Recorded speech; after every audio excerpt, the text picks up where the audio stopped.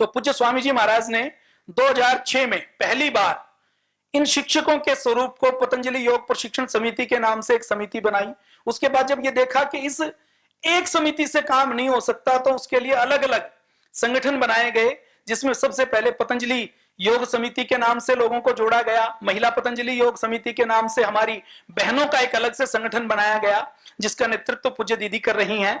और युवा भारत के नाम से युवाओं को जोड़ने के लिए एक युवाओं के लिए संगठन बनाया गया। इसी तरह भारत में एक बड़ी संख्या किसानों की है, और किसानों को जोड़ने के लिए पहले जिसका नाम किसान पंचायत रखा गया था, एक संगठन बनाया गया जिसका वर्तमान में नाम पतंजलि किसान सेवा समिति है। तो इस प्रकार से यह संगठन बनाए गए, पतंजलि योग समिति, महिला पतंजलि योग समिति, भारत स्वाभिमान, युवा भारत, पतंजलि किसान सेवा समिति, ये नाम लिख लीजिए आप, आपको अपने संगठन के नाम पता होना चाहिए। तो ये सब अपने अपने नाम के अनुरूप, जैसे किसान सेवा समिति वो किसानों के बीच में विश्व मुक्त खेती के बारे में काम करने का, किसान के स्थानीय मुद्दों पर काम करने का, किसान को उचित मूल्य मिले, किसान अपनी धरती के ऊपर जैविक खेती करे, विश्व मुक्त खेती करे, उसके प्रशिक्षण देने का काम, उसकी उपज को एक प्लेटफॉर्म उपलब्ध करवाने का काम, किसानों को योग से जोड़ने का काम, किसानों को नशा मुक्त बनाने का काम, रोग मुक्त बनाने के काम के उद्देश्य के साथ पतंजलि किसान सेवा समिति काम करती है। महिलाओं को, बहनों को योगी बनाने के लिए, निरोगी बनाने के लिए, और महिलाओं के साथ साथ पूरे परिवार को जोड़ने के लिए, बच्चों को संस्कार देने के लिए, बच्चों को संस्कारवान बनाने के लिए महिला पतंजलि योग समिति सेवा का काम करती है। पतंजलि योग समिति समाज में योग के प्रचार प्रसार के लिए काम करती है। इसी प्रकार से भारत स्वाभिमान, वह भी देश को रोग मुक्त बनाने के लिए, नशा मुक्त बनाने के लिए, योग के प्रचार प्रसार के और आत्म परिवर्तन से लेकर व्यवस्था परिवर्तन के अभियान के लिए लगा हुआ है। युवा भारत युवाओं को नशा मुक्त बनाकर युवाओं को योगी बनाने के काम में लगा हुआ है। इस प्रकार से हमारे यह संगठन काम कर रहे हैं। भारत के अंदर एक बड़ी संख्या ऐसी है जो गोरखा संस्कृति को मानते हैं। तो ऐसे गोरखाली मूल के लोगों की संस्कृति के प्रचार प्रसार के लिए, उनको योग से जोड़ने के लिए, उनको और समृद्ध संस्कारवान नशा मुक्त बनाने के लिए हमरू स्वाभिमान के नाम से एक संगठन काम करता है। जो गोरखाली भाषा भाषी हमारे भाई बहन हैं, जो उनको जोड़ने के लिए, उनकी सेवा के लिए हमरू स्वाभिमान नाम का एक संगठन हमारा सेवा का कार्य करता है। इसी प्रकार से अभी वर्तमान कुछ सालों से हम देख रहे हैं, 4-5 सालों से, कि सोशल मीडिया का एक बड़ा इंपैक्ट समाज के ऊपर आता है। तो हमने राष्ट्रभक्ति का, देशभक्ति का, योग का, आयुर्वेद का प्रचार प्रसार करना चाहते हैं। ऐसे लोगों को लेकर हमारा सोशल मीडिया सेवा का काम करता है। इसी प्रकार से ये मैंने थोड़ा सा आपको ट्रस्ट के बारे में और संगठन के बारे में बताया। जैसे ट्रस्ट और संगठन काम करते हैं, ऐसे ही ये जो हमारे ट्रस्ट है, ये केवल भारत में नहीं है, भारत के बाहर भी दुनिया के 200 देशों तक परम पूज्य स्वामी जी महाराज और पूज्य आचार्य जी का योग आयुर्वेद पहुंचा है। इसके साथ साथ परम पूज्य स्वामी जी महाराज और पूज्य आचार्य जी 35 से अधिक देशों में स्वयं गए हैं और वहां पर योग के कार्यक्रम किए हैं। हमारा पतंजलि का ट्रस्ट जैसे भारत में है, वैसे ही पतंजलि योगपीठ ट्रस्ट यूके में है, पतंजलि योगपीठ ट्रस्ट यूएसए में है, जिसको अमेरिका कहा जाता है, पतंजलि योगपीठ ट्रस्ट कनाडा में है, पतंजलि योगपीठ की ट्रस्ट नेपाल में है, और नेपाल में केवल पतंजलि योगपीठ ट्रस्ट नहीं है, ट्रस्ट पतंजलि योगपीठ की फैक्ट्री वहां पर है जहां पर आयुर्वेदिक उत्पाद बनाए जाते हैं। पतंजलि योगपीठ का नेपाल का पहला आयुर्वेद कॉलेज स्थापित करने का काम भी नेपाल में पतंजलि ने किया है, पतंजलि योगपीठ के द्वारा किया गया है। जैसे यूके यूएसए में है, ऐसे ही मॉरिशस में पतंजलि योगपीठ ट्रस्ट अपना काम करता है। और इन जगह तो हमने ट्रस्ट बनाए हैं, सब जगह ट्रस्ट नहीं बनाए, लेकिन ऑस्ट्रेलिया से लेकर, दुबई से लेकर, सिंगापुर से लेकर, हांगकांग से लेकर अलग अलग देशों में परम पूज्य स्वामी जी महाराज के डिवोटी जो योग करते हैं वो जुड़े हुए हैं, और अपना जो ट्रस्ट है, अपनी जो संस्था है, वो वैश्विक स्तर पर सेवा का काम करती है। अब परम पूज्य स्वामी जी महाराज और पूज्य आचार्य जी ने जब लोगों को पुड़िया में दवाई देनी शुरू की, तो बहुत से लोगों ने, फ्री की दवाई मिलती थी तो बाहर निकल कर पुड़िया को नहर के अंदर डाल देते थे कि हमने दिखा तो लिया, अब बिना पैसे की दवाई है, नहर के अंदर डाल देते हैं।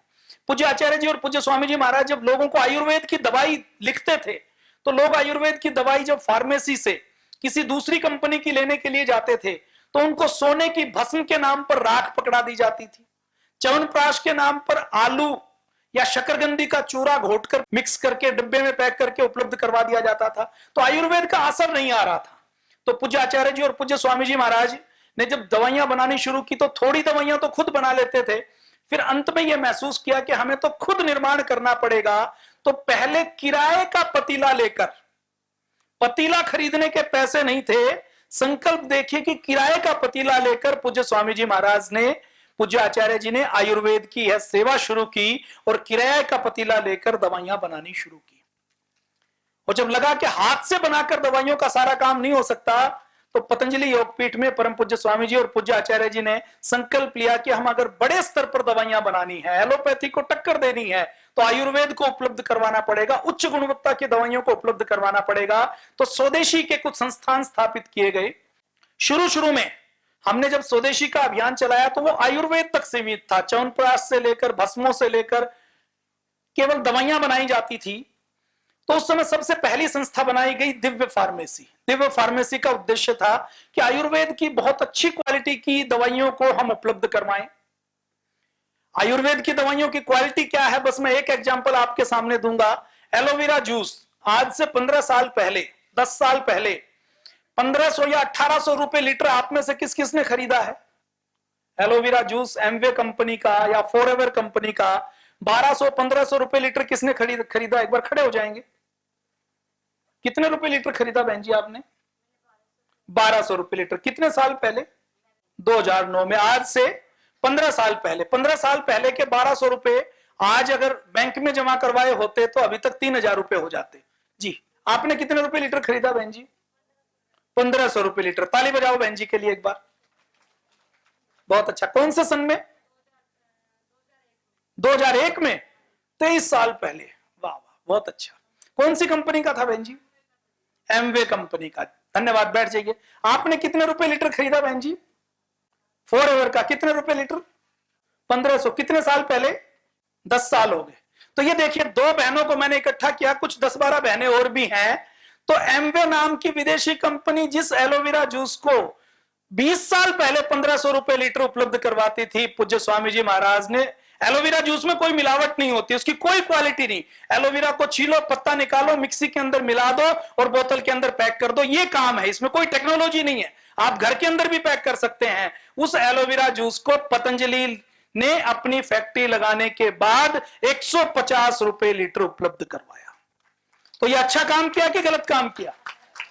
तो ऐसे स्वदेशी के संस्थान स्थापित किए। तो पहला संस्थान दिव्य फार्मेसी, दूसरा संस्थान पतंजलि आयुर्वेद लिमिटेड, तीसरा संस्थान Patanjali food and herbal park, चौथा नॉर्थ ईस्ट के भाइयों को जोड़ने के लिए, वहां की उपज का ठीक मूल्य देने के लिए Patanjali food and herbal park Tezpur Assam. इसी प्रकार से किसानों के दूध को पूरा मूल्य नहीं मिलता था। गौ माता के दूध से जो क्रीम निकाली जाती थी, उस क्रीम को कोई खरीदने वाला नहीं था। क्यों? क्योंकि गौ माता के दूध में फैट कम होती है, तो उसकी क्रीम को और गौ माता के दूध को डेयरी के अंदर हल्का प्रोडक्ट माना जाता था कि इसके अंदर फैट नहीं है। सबसे पहले पतंजलि ने गाय का देसी घी पैक करना शुरू किया और पतंजलि ने गाय के घी की अलग से मार्केट वैल्यू बनाई। पतंजलि की वजह से गाय के मक्खन का और गाय की क्रीम का अलग से मार्केट में रेट लगना शुरू हुआ। यह सबसे पहले पतंजलि ने किया। तो गौ माता को बचाने के लिए पतंजलि डेयरी महाराष्ट्र में नवासा में स्थापित की गई।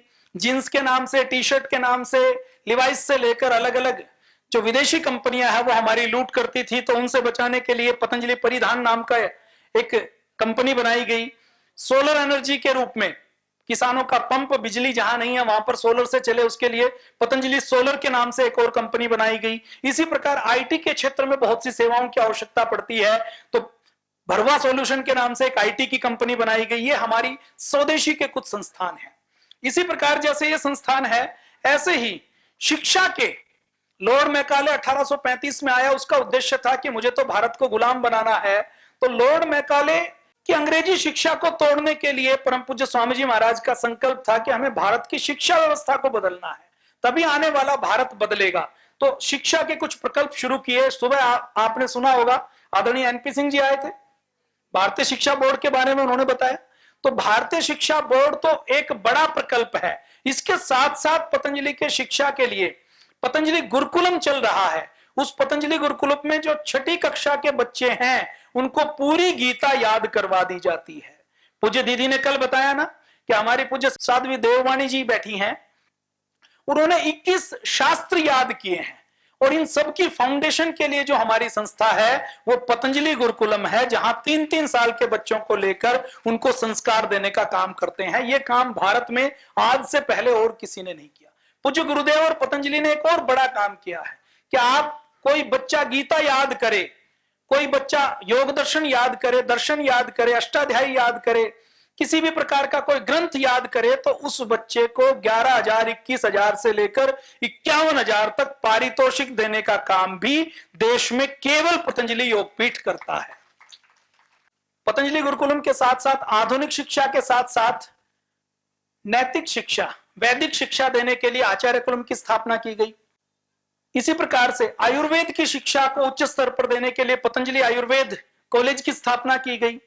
और विश्वविद्यालय के स्तर पर अच्छी शिक्षा उपलब्ध करवाने के लिए, प्राच्य विद्या के ऊपर शोध करने के लिए, योग आयुर्वेद को जन जन तक पहुंचाने के लिए पतंजलि विश्वविद्यालय में योग के और प्राकृतिक चिकित्सा के, प्राच्य विद्या के, संस्कृत में साहित्य के, संस्कृत में व्याकरण के, बहुत से विषय दर्शन के यहां पर चलाए जाते हैं। तो पतंजलि विश्वविद्यालय सेवा का एक बड़ा काम कर रहा है।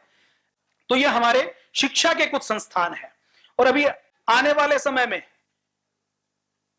बहुत से लोग बीमार होने वाले हैं, वर्तमान समय में भी बहुत से लोग बीमार हैं। तो परम पूज्य स्वामी जी महाराज का उद्देश्य है कि हम फार्मा माफिया के कहर से, हम विदेशी कंपनियों से, हम एलोपैथी से इस भारत को बचाएं और इस दुनिया को बचाएं। इसके लिए पतंजलि योगपीठ में कुछ चिकित्सा के संस्थान चिकित्सा की सेवा कार्य करती है।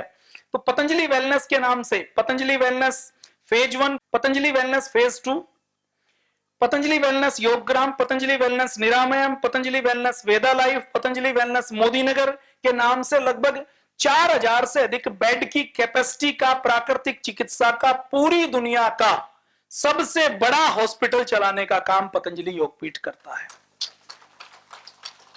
तो चिकित्सा के क्षेत्र में पतंजलि एक बड़ा काम कर रहा है। पतंजलि रिसर्च इंस्टीट्यूट के माध्यम से पतंजलि ने 3,000 से अधिक रिसर्च प्रोटोकॉल पर 500 से अधिक रिसर्च पेपर पूरी दुनिया के अच्छे अच्छे जर्नल में रिसर्च पेपर छपवाने का काम करने का बड़ा काम पतंजलि योगपीठ के माध्यम से हुआ है। ये मैंने थोड़ी सी आपको एक ब्रीफिंग दी है। आप जब घूमने के लिए जाएंगे तो आप देखेंगे। और पतंजलि के केवल ये सेवा के काम नहीं है, इसके अलावा भी पतंजलि के इतने काम हैं जो 1 घंटे 2 घंटे या 5 दिन के शिविर में आप नहीं जान पाएंगे। आपको उन सारे कामों को देखना है, समझना है, तो आपको पतंजलि योगपीठ से जुड़कर आप निरंतर पूज्य स्वामी जी महाराज, पूज्य आचार्य जी के फेसबुक पर, ट्विटर पर, इंस्टाग्राम पर, यूट्यूब पर जुड़िए। नीचे हमने 2 स्टैंडी लगाई हुई हैं। उन स्टैंडी के ऊपर आपको QR कोड और एड्रेस मिलेगा पूज्य स्वामी जी और पूज्य आचार्य जी के फेसबुक का, यूट्यूब का, इंस्टाग्राम का। तो आप उन सब पेजेस को लाइक जरूर करें और रोज एक बार खोलकर जरूर देख लें। एक एप्लीकेशन भी हमने पतंजलि योगपीठ की बनाई हुई है। उस ऐप को डाउनलोड करके आप अपनी रिपोर्ट भी पूज्य दीदी को सीधा भेज सकते हैं। आपकी रिपोर्ट सीधी पूज्य दीदी को दिखेगी और पूज्य स्वामी जी महाराज को दिखेगी। ये आप जो सामने देख रहे हैं, ये वही लाल बिल्डिंग है जहां पर क्रांतिकारी बैठक करते थे। ये पतंजलि योगपीठ, ये भारत स्वाभिमान ट्रस्ट का केंद्रीय कार्यालय राजीव दीक्षित भवन, ये पतंजलि रिसर्च इंस्टीट्यूट जिसका मोदी जी ने शुभारंभ किया। इसके अंदर अलग अलग लैब हैं।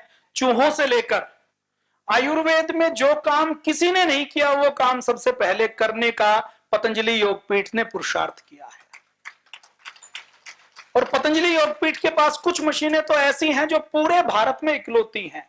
कोई भी दवा कैसी भी घुटी हुई हो, मिली हुई हो, पिसी हुई हो, उसके अंदर कुछ भी मिलाया हो, उसको 10 मिनट के अंदर पतंजलि में ऐसी मशीनें हैं जो बता देंगे कि इसके अंदर क्या क्या मिला हुआ है।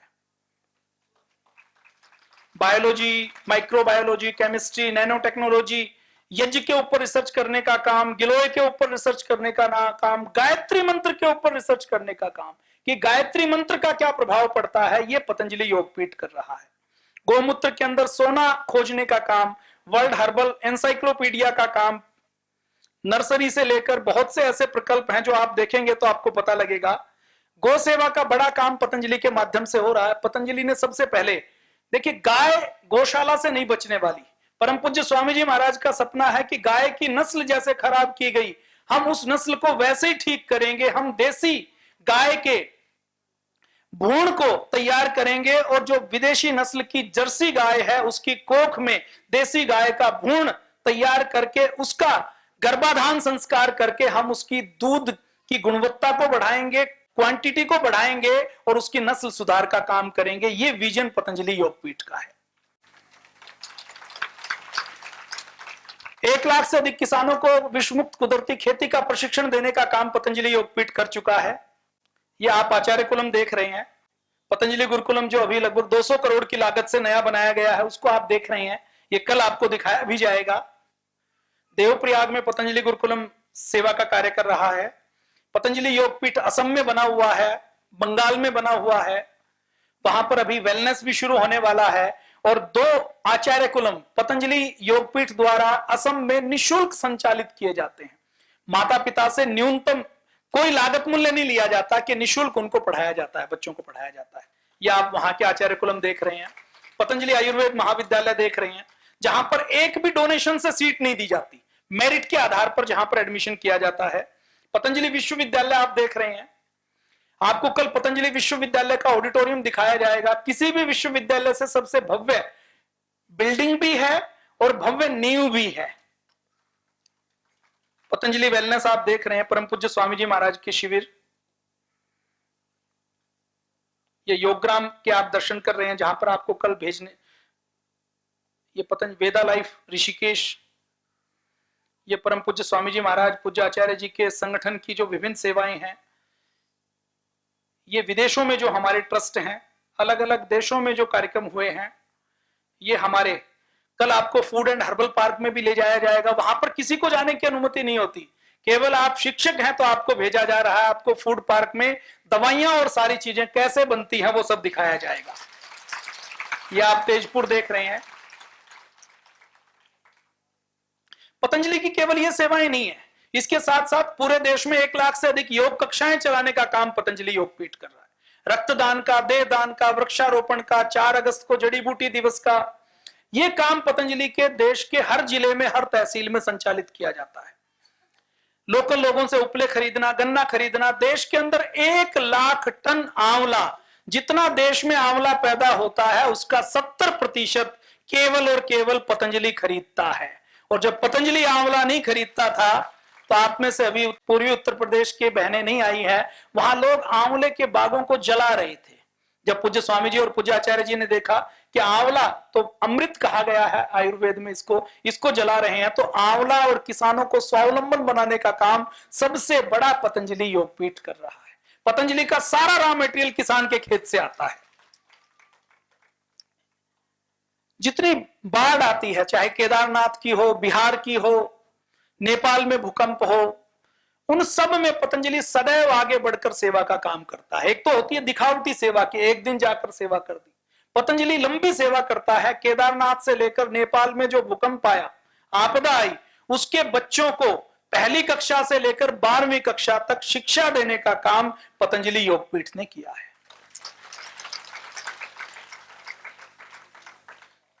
योग संदेश पत्रिका के माध्यम से पतंजलि योगपीठ द्वारा पत्रिका प्रकाशित की जाती है। आस्था, संस्कार, शुभ, सत्संग, ऐसे 12 से अधिक चैनल योग, आयुर्वेद, अध्यात्म और भारतीय संस्कृति के प्रचार प्रसार द्वारा देश और विदेश में पतंजलि द्वारा संचालित किए जाते हैं। ये मैंने आपको एक छोटी सी झलक दिखाई है। मैंने पतंजलि का पूरा परिचय नहीं दिया, आपको थोड़ा सा एक बताया है। ये आप देख रहे हैं लाखों की संख्या में कैसे कार्यक्रम होते हैं। इतने बड़े कार्यक्रम करने वाली और कोई दूसरी सामाजिक, आध्यात्मिक, सांस्कृतिक संस्था नहीं है जितनी पतंजलि योगपीठ है। यह आप देख रहे हैं। मोदी जी को प्रधानमंत्री बनाने का काम भी यदि किसी ने किया है तो हमारे पूज्य गुरुदेव ने किया है। उन्होंने सितंबर 2013 में संकल्प लिया था कि जब तक मोदी जी प्रधानमंत्री नहीं बन जाएंगे तब तक मैं हरिद्वार नहीं जाऊंगा। और आज हर व्यक्ति जानता है कि अगर पूज्य स्वामी जी महाराज मोदी जी को अपना आशीर्वाद नहीं देते तो यह सफलता 2014 में मिलती नहीं। ये देखिए, प्राकृतिक आपदा हो, नेपाल की आपदा हो, मुंबई में आतंकी हमला हो, शहीदों के सम्मान की बात हो, उन सब में पतंजलि हमेशा आगे रहता है। ये आप 4 स्लाइड आपको हम दिखा देते हैं, इसकी फोटो आप खींच लीजिएगा। आपको कई बार संपर्क करना पड़ता है। आपको जो डायरी दी गई ना, उस डायरी का पन्ना पलटिए, लास्ट में आइए, लास्ट वाले पन्ने पर, लास्ट वाले पर, उसमें देखिए आपके कुछ नाम दिए हुए हैं संस्थाओं के। कोई आचार्य कुलम में, गुरुकुलम में एडमिशन लेना चाहता है, कोई सेवा केंद्र खोलना चाहता है, तो आप इन ईमेल आईडी पर, वेबसाइट पर और इन नंबरों के ऊपर संपर्क कर सकते हैं। आपसे कोई फोन करे कि मुझे पतंजलि विश्वविद्यालय में एडमिशन लेना है, तो इसको इस डायरी वाला नंबर आप उपलब्ध करवा दें। तो आप सबने मुझे सुना, आप सबका बहुत बहुत धन्यवाद। ये मैंने थोड़ा सा संस्था का परिचय, संगठन का परिचय आपको देने का प्रयास किया। बोलिए भारत माता की जय।